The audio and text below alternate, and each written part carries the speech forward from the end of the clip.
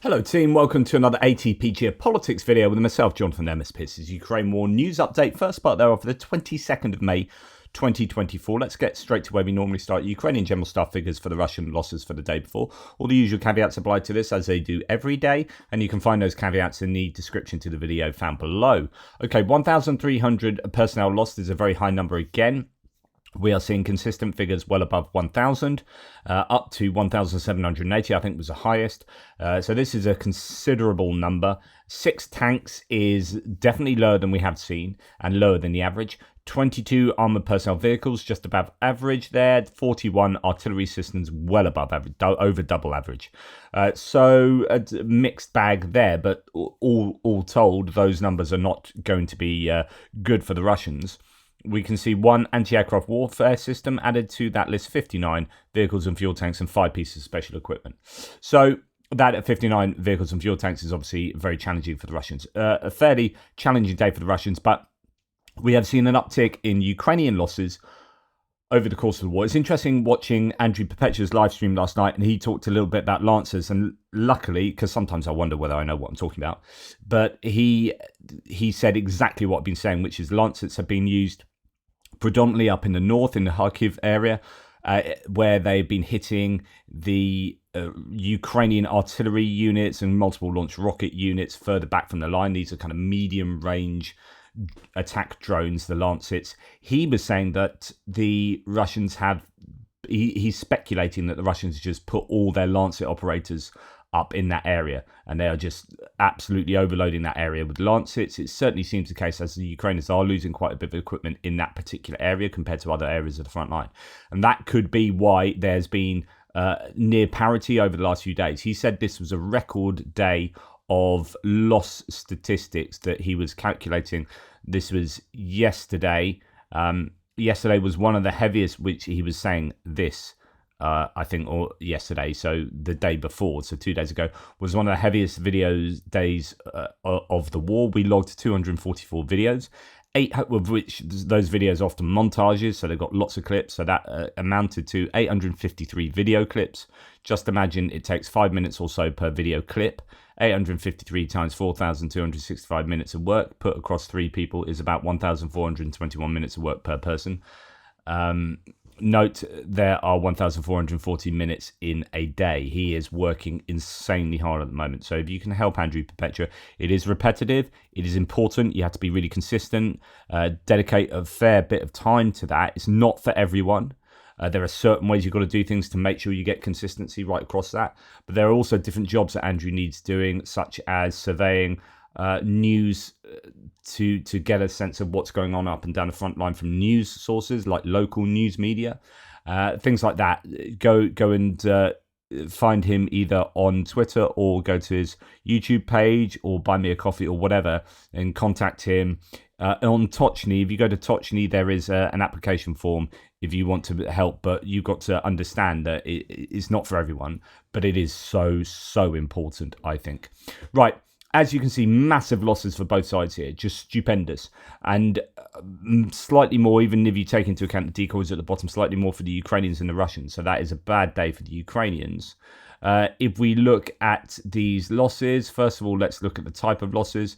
And while there are a few Lancets on there, actually a lot of these seem to have come from montages of drone footage, particularly night vision drones on boats. So that, I assume that's one video is 6 boats there you're going to add to that. I wouldn't have those unmanned ground vehicles, although they are fairly significant, those UGVs, usually the tracked ones. It's another themeless one added to that. That's the second we've seen recently, and another UGV as well.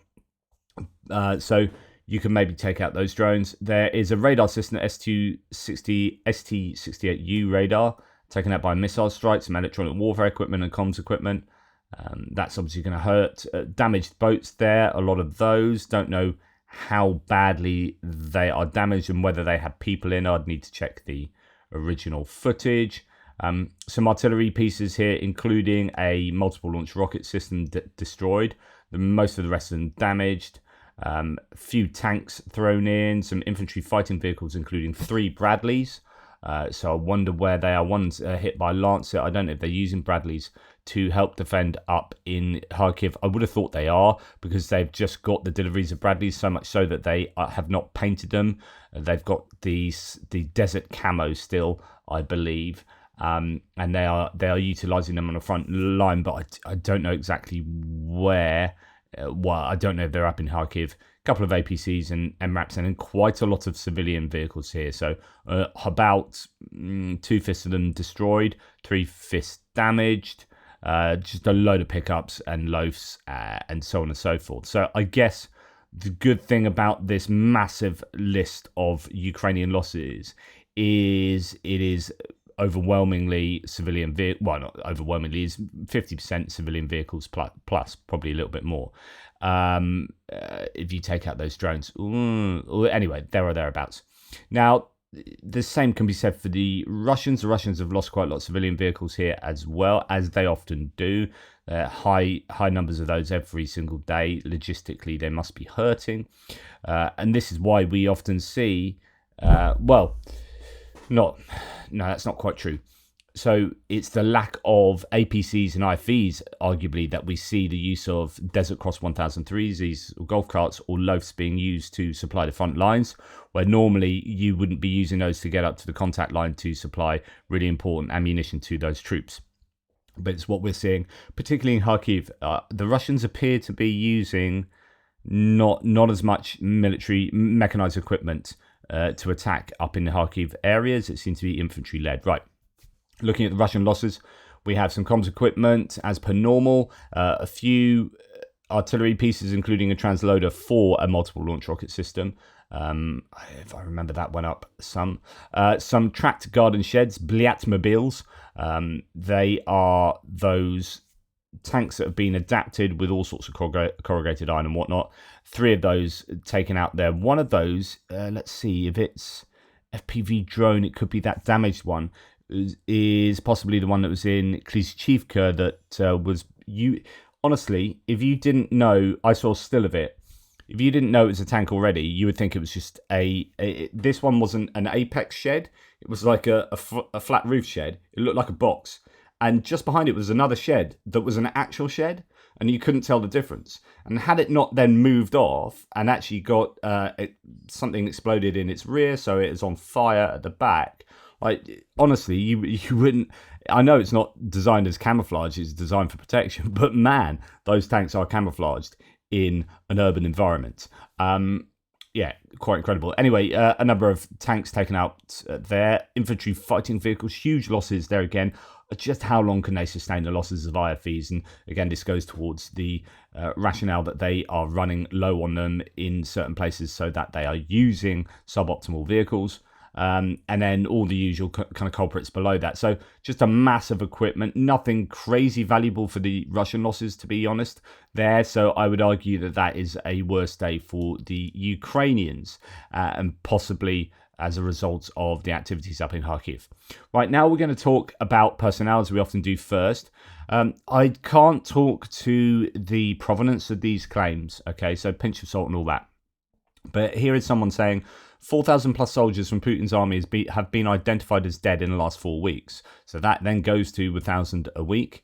15% of total casualties. The rest cannot be identified. They are buried in mass graves, or their remains are unrecognizable. 253,000 families search for their missing. 500,000 are registered as new cripples in 2023. This is a statistic we've looked at before, whereby the huge uptick in disabled people registered disabled indicates that the war is taking a massive toll, not on only the death, not on only like causing deaths, but also causing people to be disabled. But that then draws, if you talk about like getting away from the human, I know these are all humans, and being killed or maimed, each horrible for themselves or their families, etc. But just thinking statistically for Russia, this would be the same for Ukraine. Like the draw on society of disabled people means that you are drawing disability benefits and compensation from the armed forces, at the same time often not being able to commit to being in the workforce. So you're actually really draining on society. Now, I don't mean that in any kind of pejorative sense, but I mean it in, of course I don't, but in terms of trying to run an economy whilst also trying to prosecute a war, Russia is getting hammered from all sorts of different directions. Not only do they have, thank you, that is cold. Thanks, Ivan. Not only do they have a real a draw on the cost of the war to the economy in terms of buying all the equipment, paying the wages, but then they have the compensation, then they have the injured, and then those injured can't contribute to the economy as easily. Some of them can, but many of them won't be able to, which means that you have, not only do you have a labour shortage, but the people coming back are not able to help with that labour shortage. That puts added pressure, and you're seeing Russia being had pressure put on it from all different sides. Now, this is the same for Ukraine, but Ukraine has the support of 50 allied nations, whereas Russia doesn't so much. Like, there aren't nations coming in saying, oh, we're going to give you a loan, or we're going to give you some money towards keeping your economy afloat, or whatever that we're doing with Ukraine. So Russia is must be seriously creaking. And we'll talk about this a little bit more in a second. But nonetheless, I can't talk to these stats exactly, but these will. Not only is this terrible from a human point of view and from a loss and for the families, but it's really challenging from an economic point of view. For those who do not know the series of posts, the photos are those identified with name, graduation in the past 4 weeks. Seeing how the channel's followers increase searching for their disappeared, the number of families who cannot find their dead is estimated. The channel has no other use. So this is in reference to a Telegram channel where people are searching for their loved ones. There's an awful lot of people in Russia that do not know where their loved ones are, don't hear from them, and it's not announced that they're dead. And quite often the Russians know they're dead, but leave them out on the fields because then they don't have to pay compensation, which means that you've got all these families not knowing where their loved ones are. And I've seen just umpteen pieces of video footage showing just whole either fields of Russian dead or roads of Russian dead alongside a road, and they're not picking those soldiers up because that itself is just a huge resource. It takes people, it takes time, it takes effort, and it takes money actually in getting coffins and this and that, and then getting them repatriated. That's all a cost in resources and time. And then you have to pay compensation, or you just leave them there and then say that they're missing, and then you don't have to pay. And that's what Russia are doing. And so more and more of these people are saying, hang on, where are my loved ones? And then you can count up these people and then have help to guesstimate with the loss statistics, so on and so forth.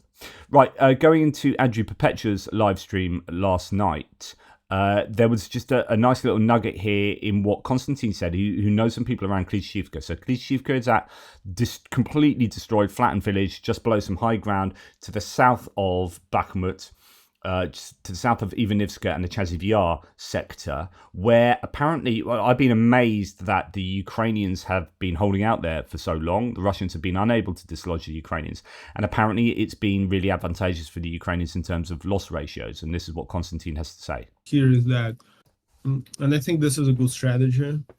While Russians are, the ratio of losses are really good for us. And I know in Klishchiivka, it was like really good for us for the past 2 weeks.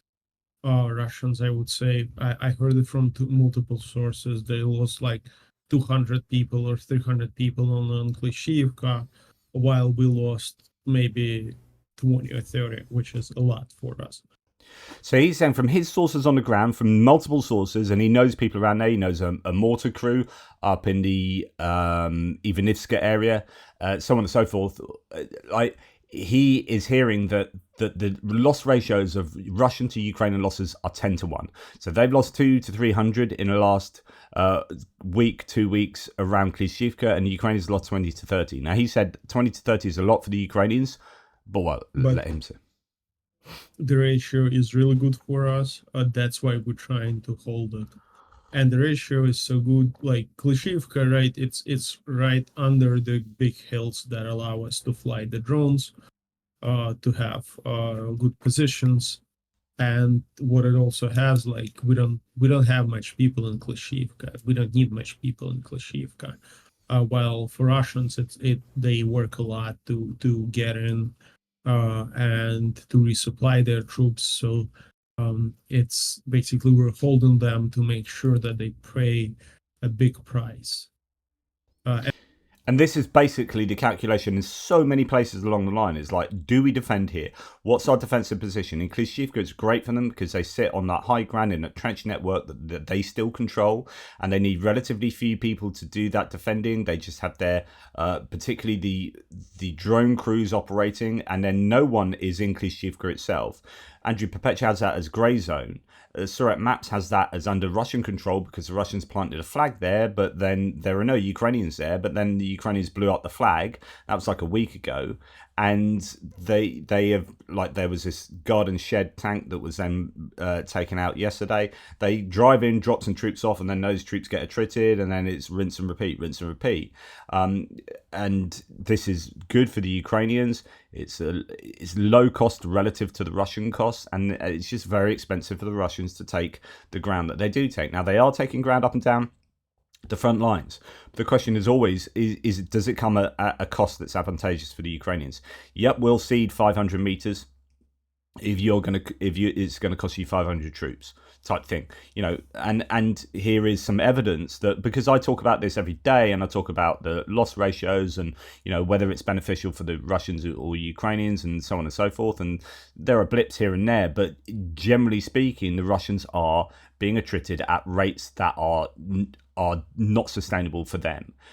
So it really comes down to, and this is what I've been saying more and more recently, it comes down to two things for the Russians. One, can they get stuff from China? We're going to talk about that a little bit later because I'm a bit depressed about that. And two, are they going to do a mass mobilization, national mobilization? And if like, China is a real problem, and something needs to be done about that. Mobilization is going to be interesting because if they do a national mobilization, it is, I think, tacit admission that they've been absolutely spanked. And if they don't do that, then it's just going to show you that they will be low on options, because I don't think they'll be able to do anything particularly significant in terms of a more grandiose set of objectives concerning Ukraine without doing a national mobilization. So it's a really challenging situation for Russia, that is made all the worse when they have all these other pressures from within society, economically speaking, so on and so forth. Okay, let's look at a few other things. Operators of the 3rd SSO Regiment destroyed half a division of Russian Buk anti-aircraft missile systems in one of the operational areas in just 3 weeks. 3 SAMs were destroyed in late April and early May, and the 4th Buk was destroyed recently. So out of, one presumes, 8 Buks, one unit has taken out half a division of them. And the question then is, well, can they replace these Buks? How I do wonder about this. I wonder, we can sort of work out replacement or production numbers for tanks, say, and say, okay, they can produce this many tanks a month, but actually most of them are refurbished tanks, bought out of storage, or stuff getting fixed up from the front lines or whatever. As far as new tanks are going, okay, there's this many. But what we haven't heard is, can they produce things like S-400s at all? Like, what are the production numbers for surface-to-air missile systems? Because luckily for the Ukrainians is that they get things like NASAMs provided and other surface-to-air missile systems, and even some of the old Soviet systems from places like Greece, etc., etc. They're hoping to get bits and pieces from here and there. What do Russia have any way of replacing these kind of significant surface-to-air missile losses, system losses? It was interesting. I was listening to Ukraine the Latest the other day that was talking about a guy.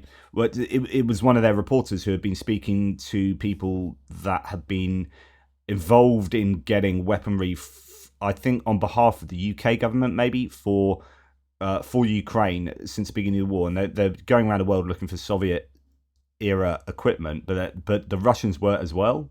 It's like the Russians were cognizant that they need to scoop up a load of stuff around the world, and then I presume it just becomes either an influence game or probably more likely a money game. It's supply and demand, isn't it? Or it's like a bidding process. Yeah, Russia will pay this, we'll pay this, yeah, again, Russia are going to be wanting to go around the world and get Soviet era stuff. They are going to be constricted. So they either get Soviet era stuff or missiles that are compatible in some kind of way that they can fire, such as some of those North Korean missiles. I shared this yesterday. It's a pretty horrific bit of footage of Bilahorivka, which is on the top of the Seversk front line. It's not actually over the border, but I used it to make a point about over the border. So this is the sort of stuff that does happen over the border, where they have Grad rockets sent from Belgorod into Kharkiv Oblast, and they take out places. I mean, this is just, it's lit up like a Christmas tree around here. It's horrible. Footage of massive Russian shelling with a multiple launch rocket system, BM-21 Grad, and a TOS-1A, so thermobaric munitions being used here, hitting the Ukrainian front line in Bilahorivka, northeast of Seversk. But, you know, here, for example, this is another multiple launch barrage, rocket barrage, at the still inhabited residential areas of Chaziv Yar. It's pretty horrific. That's kind of terrorist activity. Now, what frustrates me about this, obviously it frustrates so many of us, is that Russia can send stuff into Ukraine, and Ukraine is unable to use many of their weapons to hit back into Russia.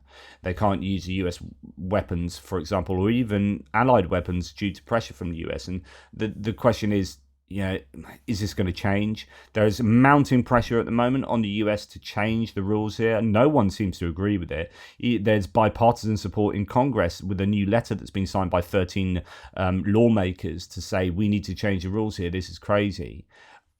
More and more people are talking about it, and more politicians are coming out in Europe, for example, against this kind of positioning. One other, I always try and have a point when I show you videos or reference videos that I often can't actually show you them.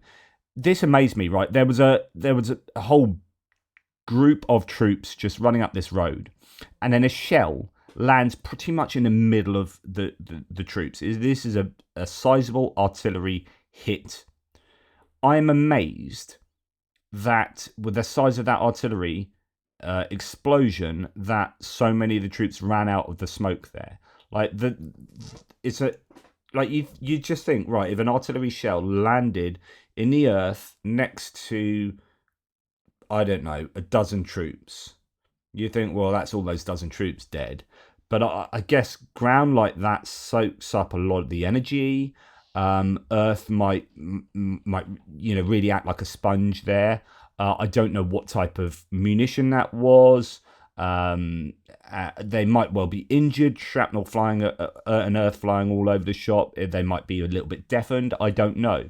But I was quite amazed from that bit of footage of the survivability of people who were almost directly struck by an artillery munition. Right, video published by a Russian source here, said to be the Ukrainian naval drone launching unguided missiles. You can see them there. So that's about half a dozen, maybe 8. No, it's half a dozen by the looks of it. So 6 missiles being sent off, and apparently that is a thing. So we've now got sea babies with these multiple launch rockets, the kind of like the Grads. Going out, firing off 6 missiles. Of course, these are unguided, so they'll only have, and a boat's going to be bobbing up and down, and so there's going to be a massive element of a lack of accuracy here. But I guess there's a psychological element to this as well. So if you can send these sea babies relatively close to a port in Crimea and just fire off a volley of 6 missiles into that port and take some pot shots, then that might have some kind of meaningful effect on your target area. Now, talking about the pressure in Russia from all sorts of different directions, and maybe I overthink these things, but more bad news for Russia, though not directly connected to the war. Russia has managed to lose 2 more boats when spring ice drifts hit and sank vessels in the river Lena in Yakutia, so that's very far on the east of Russia. Supply boat Sofron Danilov and tugboat Captain Bukovsky are the ships lost. And you think, okay, maybe that happens every year. This is unusual, whatever. Maybe it's a sign that maintenance is low. Well, actually, so here's the point.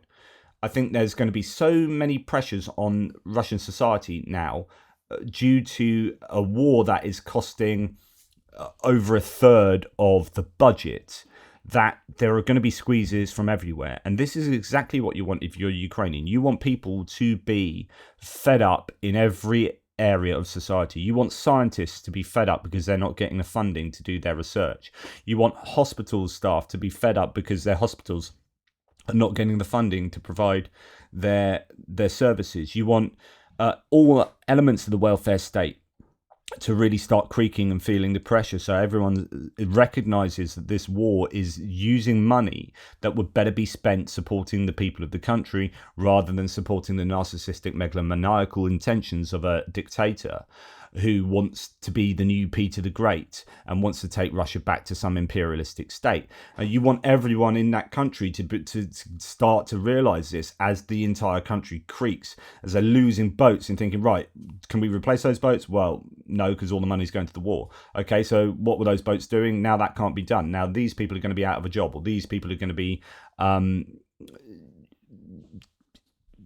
complaining about something and the service won't be able to be done, so on and so forth.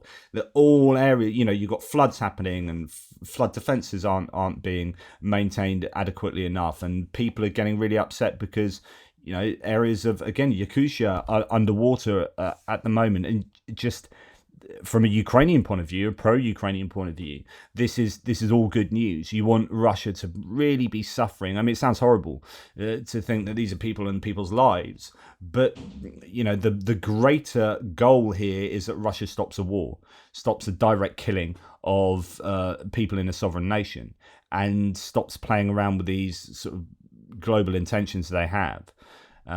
Effectively, you want Russia to fall apart and reset and start again and become some democratic entity rather than the dictatorship it is. But anyway, that's a whole other question.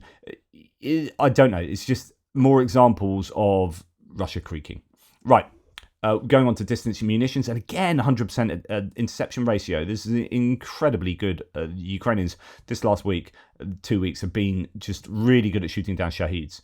24 out of 24 shot down. So assuming that is correct, that those figures are trustworthy, and there's no reason to disbelieve them because they have previously been very frank with their lack of interception on certain days.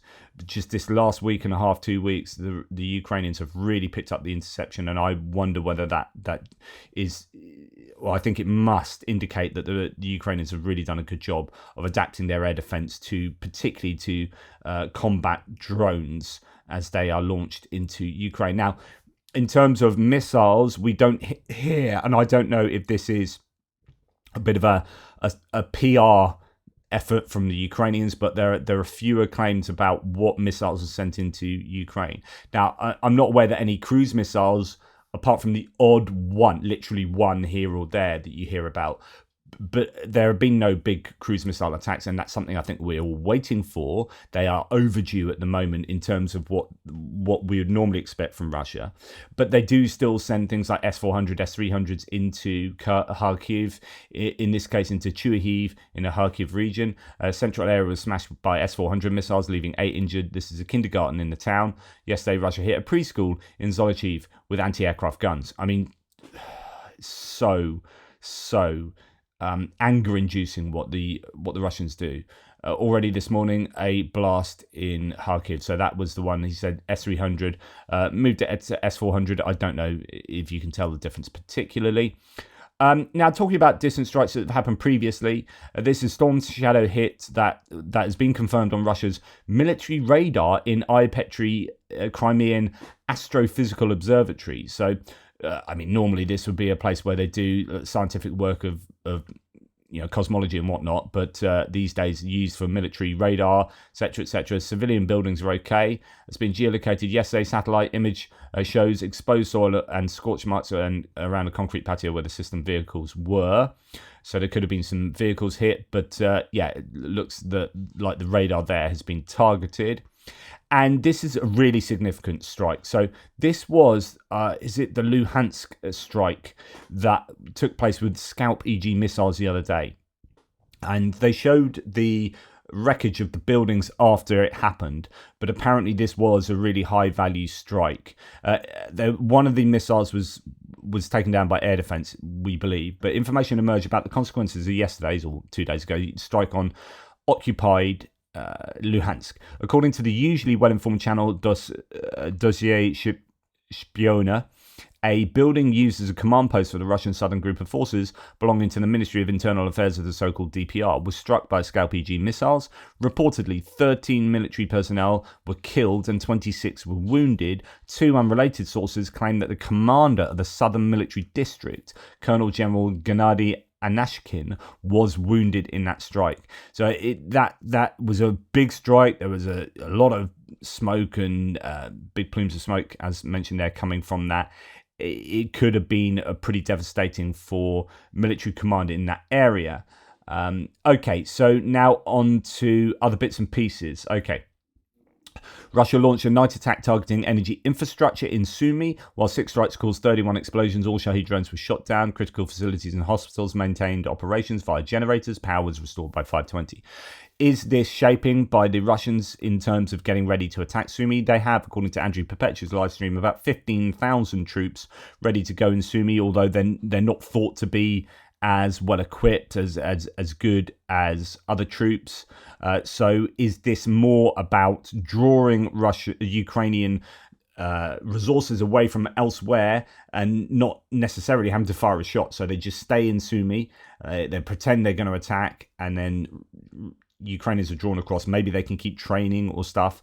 But again, the question is, would those 15,000, if those 15,000 only draw like 3,000 away from, say, somewhere else for the Ukrainians, would that 15,000 have been a better ratio with those 3,000 staying in place if they were directly put into combat operations elsewhere? And that's the question I keep asking about how sensible these diversionary or whatever other objectives they have could. So there's supposed to be 15,000 in Sumy or thereabouts, and 50,000 thereabouts, 30 to 50,000 in the Kharkiv area. But again, they are taking a bit of a not a beating. It is quite attritional for those up in that Kharkiv area. Again, would they have been better used elsewhere? I don't know. It's a counterfactual that maybe we'll never know how to evaluate. Vovchansk is up in the Kharkiv area. It's just really heartbreaking to see people who are rightfully questioning why they have to leave, as in, like, life is so unfair. I barely made it under the shelling. Why do I have to leave my home at my old age, she asks. Why? And the reason is Putin. That's why. It's been horrible out there for 2 days. I haven't slept at home. I was too scared to sleep there. I mean, I could play this, heart-rending, hearing these people and their voices and their crying, so on and so forth. And then, of course, it's not just humans. Here, volunteers are rescuing an alibi near Vovchansk. So this is a lovely big dog that had been kept for 5 days without food or water. It wasn't very strong.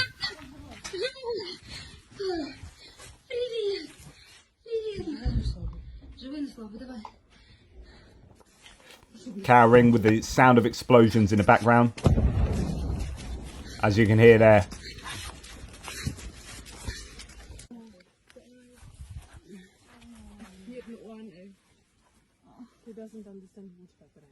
The sad look in its eyes, absolutely heartbreaking. And just the nature of war. Obviously, war is horrible, but it affects so much. It affects ecosystems. It affects humans. It affects pets. It affects livestock. It affects all sorts. There were claims that Russians had destroyed entire herd of cattle up in Kharkiv as a kind of way to terrorize. I've not confirmed that, but I've seen an image of it, but I can't confirm that verified that was what was claimed. But war has so many impacts across so many different dimensions and sectors. It's just it's horrible. Of course, it's horrible. And yeah, it doesn't need to be. It's only Putin, really. That's just his desire to be Peter the Great too. Right, the former commander of the 58th Army of the Southern Military District, Ivan Popov, was arrested in Moscow. This is pretty big. He was removed from the command in the summer of 2023 due to criticism of military leadership. I think he was a fairly popular guy, Popov. At that time, Shoigu and Gerasimov, if I remember, because I reported this at the time, I think he was popular with his troops as well, and there was a lot of discontent with him being removed. Later, the military personnel stood up for him in the media. That was it. Yeah. But they could not directly disobey the order of Commander-in-Chief Valery Gerasimov, which resulted in Popov's transfer to Syria. Popov arrived in Moscow in January of this year, and for more than 4 months, the Russian Investigative Committee collected all possible incriminating evidence against him, prohibiting him from leaving the country and using social networks. Today, he was charged with the theft of scrap metal at the front. Like I've said before, either everyone is corrupt and they've just got compromat on everyone, or they can generate compromat when they don't have it. Either way, if they want to get rid of you, the Russians, they can get rid of you. And again, is this the sort of thing you would expect of all was well with the Russian armed forces? No. So I think this is, again, reflective of a malaise in the military establishment. Ukrainian troops at the front near Kharkiv have reported a decrease in shortage of shells. With a $61 billion aid package belatedly approved by Congress last month, Ukrainian gunners say the crippling shortage are starting to ease. This is a claim in Kharkiv.